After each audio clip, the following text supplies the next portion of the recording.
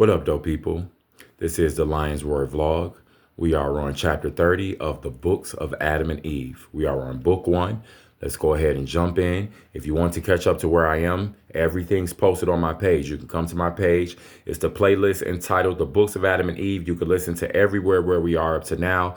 I also have the first 5 chapters of the books of Genesis posted. You want to go listen to that as well. The reason why there's only 5 chapters of the books of Genesis is because I deviated to come here and read the books of Adam and Eve at the point where the Spirit had me to come and read the books of Adam and Eve. And then we're going to go back up to the life of Noah once I finish the books of Adam and Eve. So there's an introduction posted on that playlist, which is very good to hear. If you've never heard of these books before, is really good. Catch up to where we are. Let's go ahead and jump in. Chapter 30. Okay. Pay very close attention to this chapter here, what's about to transpire and take place, because it's going to help you understand how layered the scriptures can be at times.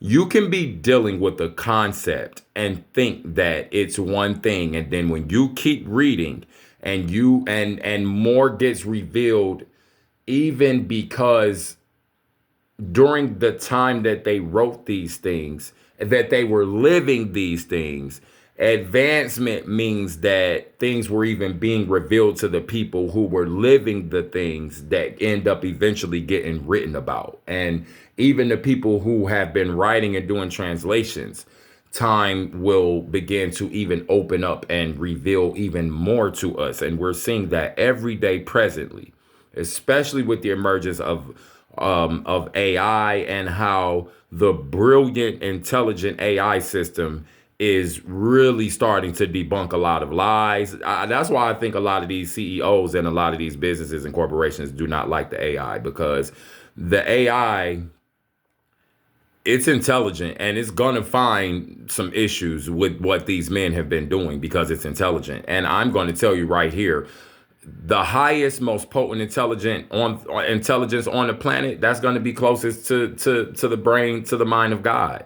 Am I saying that AI is God? No. That's just like what I always say. I respect science greatly, but I do not praise or worship science as an idol over the Most High God, over the Creator. It's just not happening.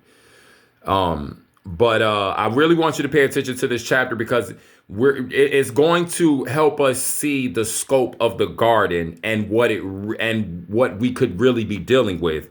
And it's going to be like very clear and evident on a certain level that, like, even when we deal with like picturesque writings and we deal with all these things that kind of have to get broken down and deciphered and decoded, because like you may be seeing these like words that are painting these great like images via literature, but what are these things really saying to us? What is it really portraying?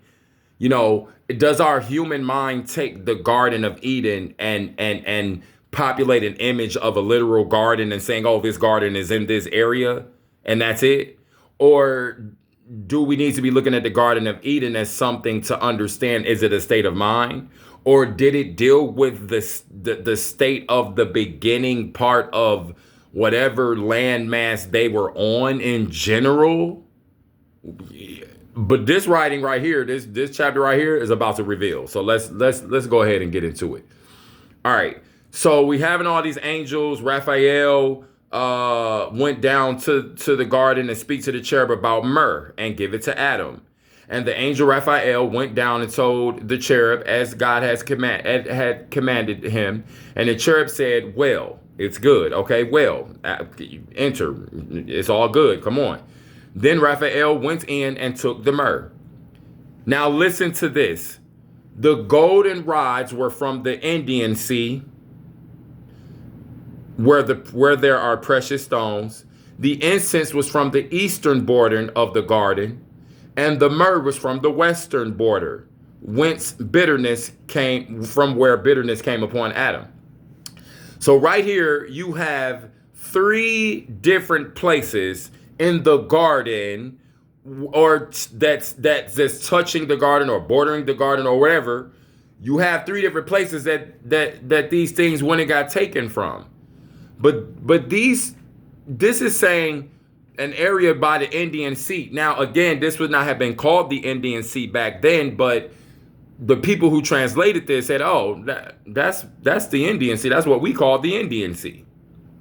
Okay, so it's saying now these things are from different areas.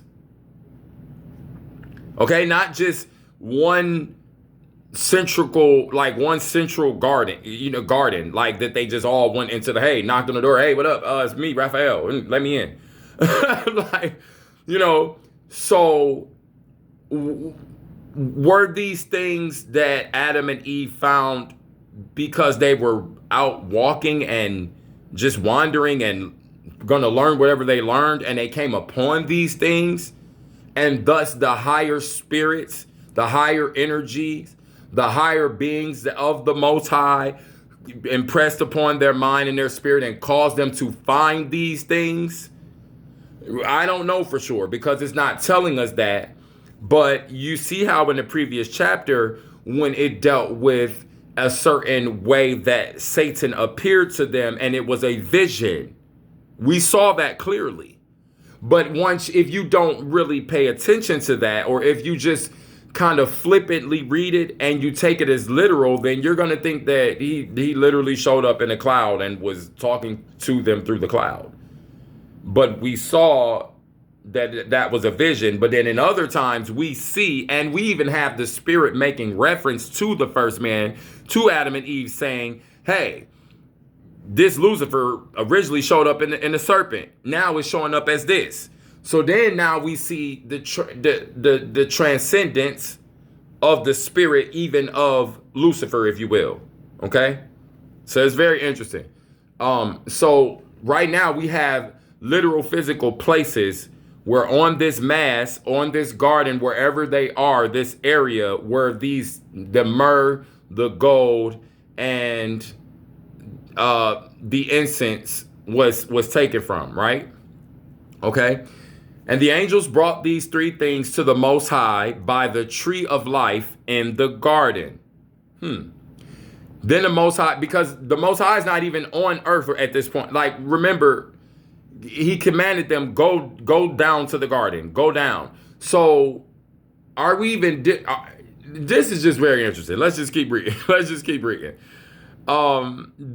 Then the Most High said to the angels, dip them, or he said to the higher beings, dip them in the spring of water, then take them and sprinkle their water over Adam and Eve, that they may be a little comforted in their sorrow, and give them to Adam and Eve. So let them have the sprinkle of the water of the higher place of the garden. Water is always a sign of spirit, purification, quenching thirst, bringing moisture to what was dry and broken and brittle, if you will. Okay. And life-giving properties. Water is necessary for life, right? So, okay. And the angels did as the Most High had commanded them, and they gave all those things to Adam and Eve on the top of the mountain upon which Satan had placed them when he sought to make an end of them. Because remember, he tricked them via the vision to go up to this high mountain, and he was going to try and kill them. He was going to try and get them to kill themselves, which they had already tried to do in our writing, because they were so distraught, and Adam wanted to prove to the Most High that they were so sorrowful that he threw himself down from a high rock and he tried to kill himself, just to prove that point. And that's when the Spirit is in awe of that and says, you tried to prove yourself by doing that, harming yourself. It says that the Spirit wandered at them, and then that's when the Spirit says, since you were willing to make a sacrifice to try to prove to me how sorry you are, I'm going to be willing to come. You know what? Since you're willing to do that, human, and my creation, nobody even told you to do that, I would be willing to then come and take a sacrifice for you. And that's going to be the sacrifice that I'm going to take to redeem your kind, because you here have made such a bold statement by doing what you did. You don't even realize that it has moved my heart as your creator, but you're going to have to walk it out. And I'm not doing it now because it's just not time. So that was a prophecy of Yahshua by the Spirit to the first man and the first woman. And they definitely weren't alive to understand and see this even be manifested. They weren't even alive to see Moses be manifested or to see Noah even. Well, some of them were alive to see Noah, but that would have been their descendants. So, and look, go catch up to where we are. We covered all that in the other videos. They're a little bit longer, but they're good. Catch up. Check up on us and catch up. You know what I'm saying? Anyway, let's keep going. Okay, and the angels did as God had commanded them, and he brought those things to Adam and Eve. The angels did.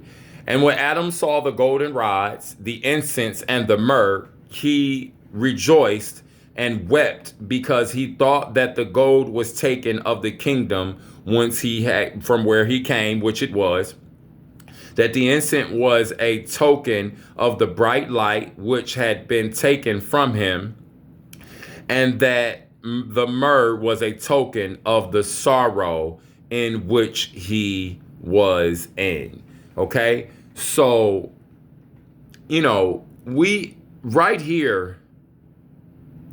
This chapter is very interesting, and again, I guarantee if I was to really be sitting here and wanting to break this all the way down, we could get a pretty stark picture of the fact that these natural resources here that Adam ended up with in his possession, however he ended up with them, let's just say if it's a higher impression that impresses upon his mind, and he goes and through that impression, he and Eve end up finding the gold, finding the myrrh, finding the frankincense, and it reminds them of the garden. And the Most High allows that to happen.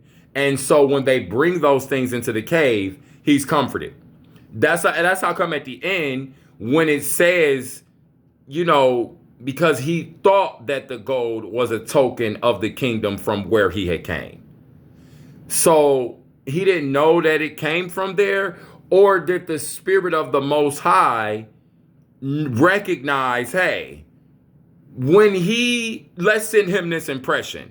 Tell his spirit, his power, his beings, however his process works, the Spirit of the Most High, in communicating and impressing upon the humans, like, hey, this gold is from this part of the garden. The myrrh is from this part of the garden. The incense was from this part of the garden.